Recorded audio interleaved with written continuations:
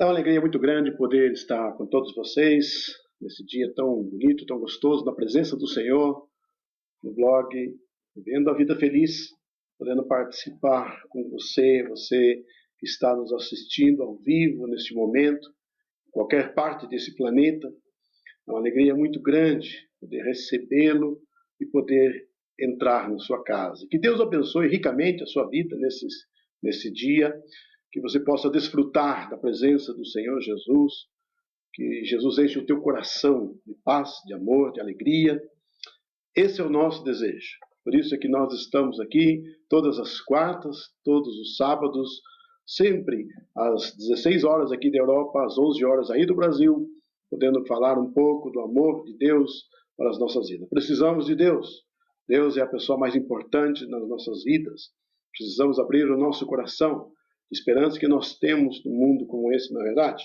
Eu queria meditar com você neste dia a respeito de uma palavra muito poderosa, algo que Deus tem impactado o mundo e tem mudado corações de pessoas, tem transformado vidas. É um salmo que tem dado nos refrigério. O livro dos Salmos é maravilhoso, na verdade. Você que já leu alguns textos desse livro tão fascinante, queremos poder falar um pouquinho dele, especialmente no Salmo de número 37, um salmo escrito pelo rei Davi. Salmo 37, eu queria que você pudesse depois, ou assim que você tiver a oportunidade, meditar nesse texto, poder ler a palavra, poder compartilhar sobre este salmo. Salmo 37, o versículo 3, 4, 5 e o versículo 7.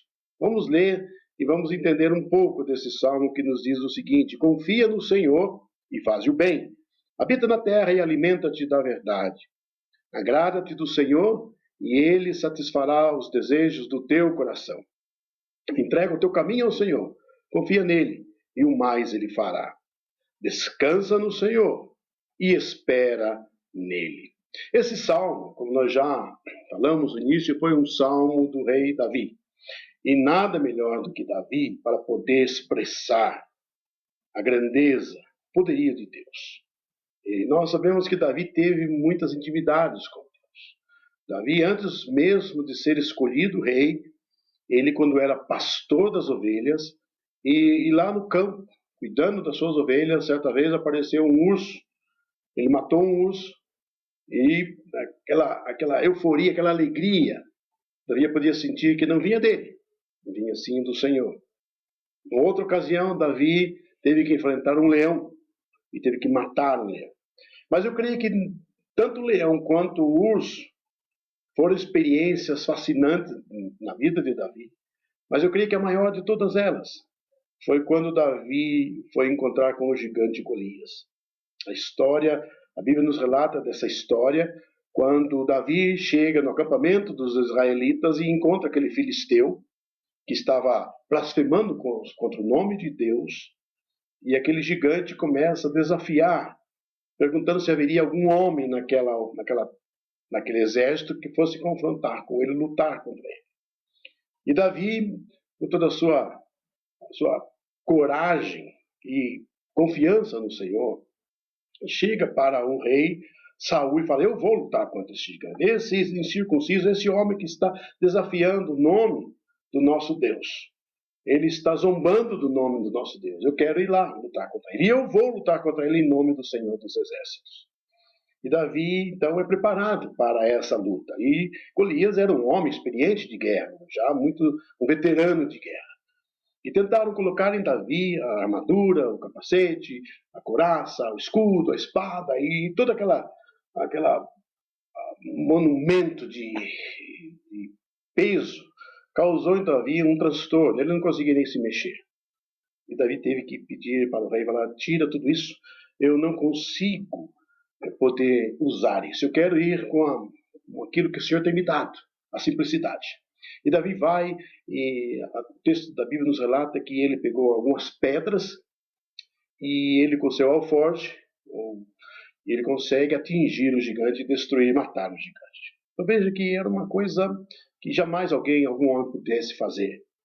A força que Davi recebeu não era dele, era uma força de Deus. E esta é uma confiança que nós devemos ter. É a confiança que nós devemos estar lançando sobre o nosso Deus. Por isso que eu queria falar nessa tarde, depositando toda a nossa confiança em Deus. Toda. É interessante, você que está nos assistindo, você talvez já viajou de ônibus, de avião, tá? Ou de barco. E todas as vezes que você viaja, qualquer um desses meios de trem, você entra num veículo, ou seja avião, seja um trem, seja um navio, seja um carro ou um ônibus, e você vai assentado como passageiro desse transporte coletivo. É impressionante, eu sempre faço isso quando eu vou viajar, ou de avião, ou de ônibus, ou de trem. Você não chega para o condutor desse veículo, quer seja avião, quer seja ônibus, quer seja um trem, você não chega para a pessoa que está conduzindo, o condutor dele, e pergunta para ele se ele é uma pessoa habilitada. Você já fez isso? Não, creio que não. Você não chega com um motorista de ônibus e fala para ele, olha, senhor, eu gostaria de ver a tua carteira de habilitação, eu quero ver se o senhor realmente é uma pessoa habilitada, qualificada para dirigir esse ônibus, e gostaria de ver o trajeto que o senhor vai fazer essa viagem. Se você está saindo de uma cidade, como por exemplo São Paulo para o Rio de Janeiro, ou saindo aqui da Europa, de Berlim para indo para Stuttgart, de ônibus ou de trem, você não pergunta para o condutor se ele é uma pessoa habilitada, se ele tem condições, se ele é capacitado para dirigir, para governar, para guiar aquele veículo, não é verdade? Porque simplesmente entramos, sentamos no nosso lugar e descansamos e confiamos que o piloto, o motorista, o condutor vai conduzir o veículo de uma maneira tranquila, sabe, porque ele foi capacitado para isso. Vejam como nós temos a confiança nos homens, nós confiamos nos homens, nas coisas que eles estão fazendo, que poderá causar um acidente, não é verdade? Quantos acidentes de ônibus, trem, navio e avião há neste mundo? Neste momento, talvez esteja acontecendo um acidente. Nós confiamos nas pessoas e não confiamos em Deus. Verdade? Por isso é que eu queria falar, depositando toda a nossa confiança em Deus. Em primeiro lugar, o salmista nos diz o seguinte, no versículo 4 ele diz assim, agrada-te do Senhor. Agrada-te do Senhor representa você ser uma pessoa merecedora. Você ser uma pessoa digna disso, agradar.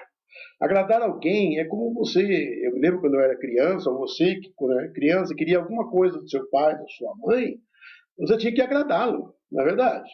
Você chegava para o seu pai e falava, ô paizão querido, ô mãe querida, mãe, me dá um dinheirinho para me comprar um chiclete, uma bala, um sorvete, um chocolate. Eu teria que fazer um carinho, um afago, demonstrar o amor, demonstrando que você tem aquela intimidade com o seu pai, com sua mãe, e isso faz com que haja aquele relacionamento, não é verdade? Você, quando fala agrada-te, você está agradando alguém. Você que tem uma namorada, você que tem um esposo, você que tem uma esposa, ou você que pretende ter um namorado ou uma namorada, você tem que agradá-lo. Muitas vezes, se não houver o agrado, fica difícil certas coisas para conseguir isso. E é o que o salmista fala, agrada-te do Senhor, aí vem o complemento disso.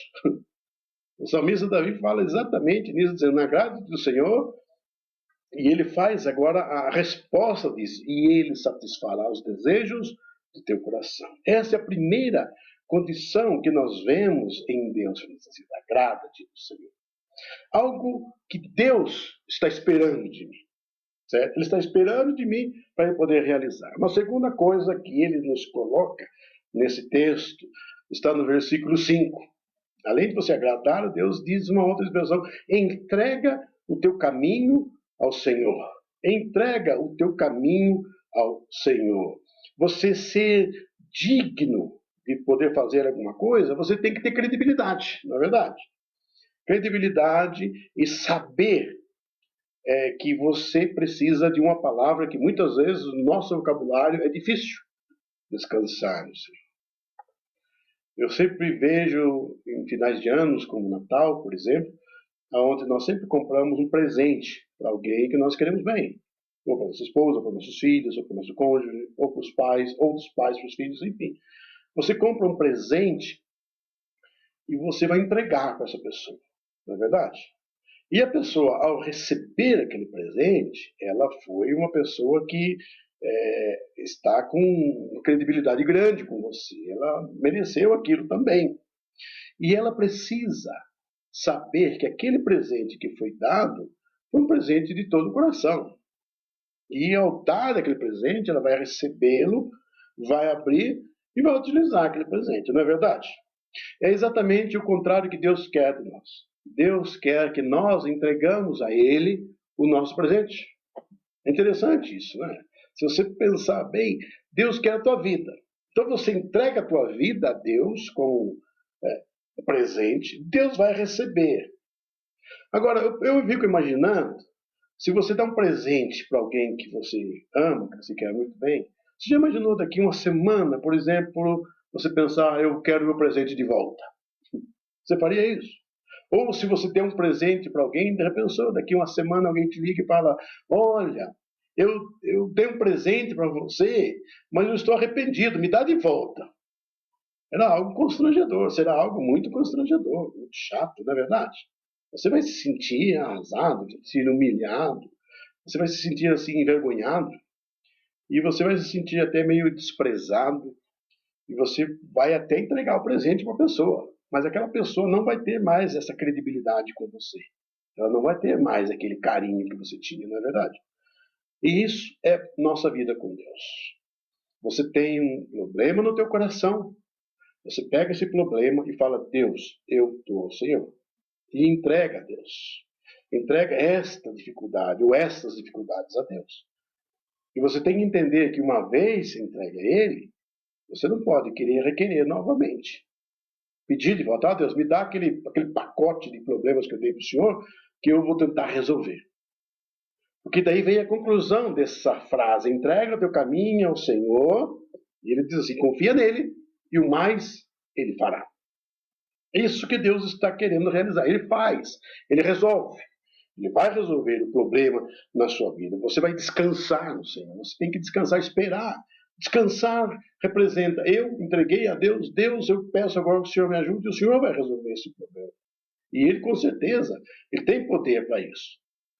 Nós temos a expressão que Deus é o Jeová Jireh, o Deus que provém todas as coisas. O El Shaddai. Na Bíblia tem um termo chamado El Shaddai, que representa o Deus Todo-Poderoso, acima de todas as coisas. Mas não fica só nesse ponto de agradar-te e entregar-te. Mas existe uma expressão mais forte ainda no versículo 7. Descansa no Senhor e espera nele. Nós falamos a expressão confiar. Confiar representa segurança. Não é verdade? Você ter segurança que Deus vai agir na tua vida. Nos momentos mais difíceis, nos momentos mais de dificuldades na tua vida. É que você precisa saber que Deus vai agir na tua vida. Descansa no Senhor e espera nele. Gente, não é fácil, não é verdade? Não é fácil você descansar no Senhor e ter que esperar no Senhor. Você confiar no Senhor. E confiar, essa confiança que representa segurança, nós sabemos que vamos desfrutar de alguma coisa melhor. Você, por exemplo, quando viaja de carro, nós sentamos dentro de um carro, temos o cinto de segurança. Aquele cinto de segurança, ele não está sendo colocado ali por enfeite. Ele não foi posto ali simplesmente para poder você sentar e fixar e achar bonito, ficar com um lugar confortável, nada disso. Aquele cinto foi colocado ali para dar uma estabilidade, uma segurança na tua vida. Para dar algo, se houver um acidente, você evitar de você ser jogado contra o vidro ou você ser jogado para fora do carro, causar uma tragédia na tua vida. Por isso é que é colocado esse cinto. E a segurança que Deus tem nos dado é algo maior do que o próprio cinto de segurança. Deus tem nos dado a segurança de prover a vida. Lá na carta do apóstolo Pedro, na sua primeira carta, no capítulo 5, versículo 8, o apóstolo Pedro diz uma expressão muito forte: sede sóbrios e vigilantes, o diabo, vosso adversário, anda ao vosso derredor, rugindo como um leão, procurando uma presa para devorar. E essa ação do inimigo de querer devorar, querer sugar, tragar, destruir, ele causa pânico. E ele fala que ele não é um leão, ele é como um leão, o rugido dele, aquele rugido estrondoso do leão, ele causa pânico nos animais. Quando um leão ruge, todos os animais que estão perto sentem o temor, sentem o medo. Mas a Bíblia nos fala que Jesus é o autor e consumador da nossa fé e ele é poderoso, ele é o Senhor das nossas vidas, ele já nos deu a vitória. Paulo diz em Romanos na seguinte frase: se Deus é por nós, quem será contra nós? Ninguém. Ninguém poderá levantar nada contra nós, porque temos a segurança de estarmos descansando no Senhor, confiando no Senhor. Nós temos, por exemplo, uma definição de que Jesus nos diz lá em João 16:33, no mundo passais por aflições, mas tem de bom ânimo, eu venci o mundo. E João fala mais aí na sua carta, que nós não devemos temer as coisas desse mundo, porque maior é o que está em nós, que é o Pai, o Filho e o Espírito Santo. Maior é o que está em nós do que aquele que está e que age no mundo. Deus, o Deus Trino, com todo o seu poder, com toda a sua força, com toda a sua autoridade. Esse é o nosso Deus. Por isso é que temos que depositar toda a nossa confiança em Deus. Porque nós somos falhos. Não sabemos quanto tempo vamos viver. Eu posso pegar o carro aqui, agora sair, sofrer um acidente e morrer. Eu posso estar andando nas ruas, um carro me atropelar, um acidente qualquer. Eu não tenho confiança. Ninguém de nós sabemos quanto tempo nós vamos durar. Por isso é que a nossa confiança está em Deus. Por isso que a nossa convicção está em Deus. Por isso que nós esperamos em Deus. Então você que está nos ouvindo nesse dia, saiba claramente que devemos ter a confiança de agradar a Deus, devemos ter a confirmação de estarmos entregando nosso caminho ao Senhor e estarmos descansando no Senhor. Porque Ele pode todas as coisas. Que Deus abençoe ricamente sua vida. Obrigado às pessoas que estão nos ouvindo ou que estão assistindo nossos vídeos gravados no blog, no YouTube. Divulgue, participe conosco. Nós estamos aqui para poder ajudar, trazer uma palavra de apoio, de ânimo, de fortalecimento. Deus tem sempre o melhor para você e fará o melhor pela sua vida, pela sua família, para todo o seu lar. Que Deus os abençoe rica e poderosamente, que você tenha assim um dia maravilhoso na presença do Senhor Jesus. É o que eu desejo para você.